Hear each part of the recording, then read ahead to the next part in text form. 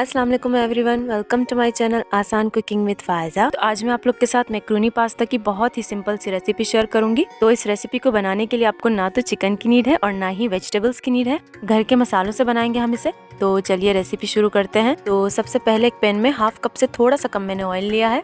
साथ में इसमें शामिल करूंगी लहसुन की 2 जवें, इनको मैंने ग्रेट कर लिया था।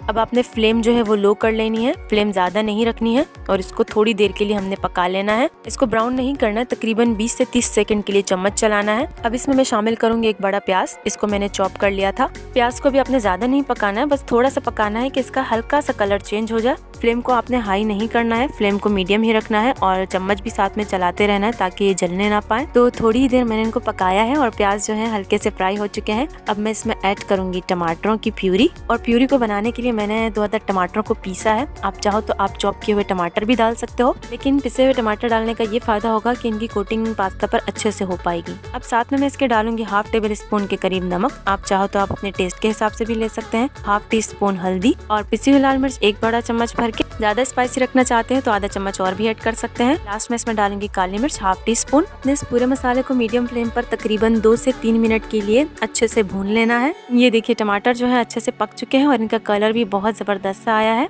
जब टमाटर अच्छे से भुन जाए तो आपने इसमें शामिल करना है 4 टेबल स्पून के करीब टमाटो केचप। टमाटो केचप डालने से ये बहुत ज्यादा टेस्टी हो जाते हैं, तो आपने टमाटो केचप को लाजमी डालना है। लीजिए पास्ता की जो सॉस है हमारी अच्छी तरह पक चुकी है। अच्छा, अब इस पॉइंट पर मैं इसमें डालूंगी फ्रेश क्रीम तकरीबन 3 to 4 टेबल स्पून, क्योंकि फ्रेश क्रीम डालने से इसमें एक रिच सा फ्लेवर आता है और इसका लुक भी क्रीमी सा हो जाता है और ये बहुत ज्यादा टेस्टी भी हो जाता है। अगर आप लोग क्रीम नहीं डालना चाहते और इसको स्किप करना चाहते हैं तो आप इसमें थोड़ा सा पानी ऐड कीजिएगा, क्योंकि हमने सॉस को पतला रखना है, थिक नहीं रखना। अगर सॉस जो है हमारा थिक होगा तो इसकी पास्ता पर अच्छे से कोटिंग नहीं हो पाएगी।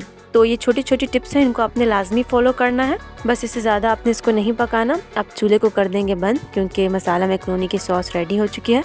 अब मैक्रोनी बॉईल करने के लिए मैंने लिया है एक पैन में पानी और उसमें तकरीबन हाफ टेबल स्पून के करीब नमक डाला है।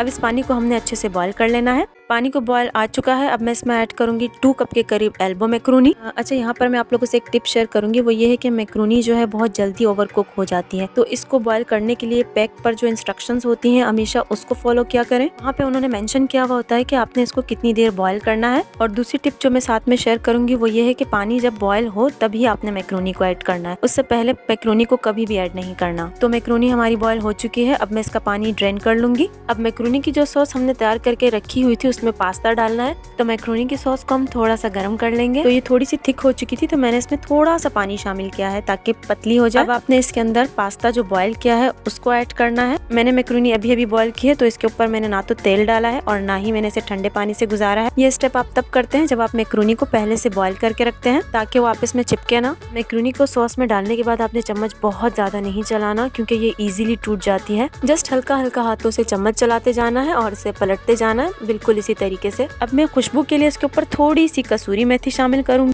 और इसको थोड़ा सा स्पाइसी और करने के लिए हाफ टी स्पून कुटी मिर्च भी शामिल कर लूंगी। अब चूल्हे को कर देंगे बंद, इसे और नहीं पकाना है और इसको अब हम डिश आउट कर लेंगे। तो झटपट से तैयार होने वाली मसाला मैक्रोनी की रेसिपी यकीन जानिए इतनी ज्यादा मजेदार होती है कि आप लोग चिकन और वेजिटेबल मैक्रोनी को तो भूल ही जाएंगे। तो इस रेसिपी को मेरे बताए हुए तरीके से आप लोगों ने एक बार जरूर ट्राई करना है और इसका फीडबैक भी आप लोगों ने मुझसे शेयर करना है कि आपको मेरी ये मसाला मैक्रोनी की रेसिपी कैसी लगी। अगर आपको मेरी वीडियो पसंद आई है तो लाइक, शेयर और मेरे चैनल को सब्सक्राइब जरूर कीजिएगा। और मेरी इस वीडियो को एंड तक देखने का आप लोग का बहुत बहुत शुक्रिया।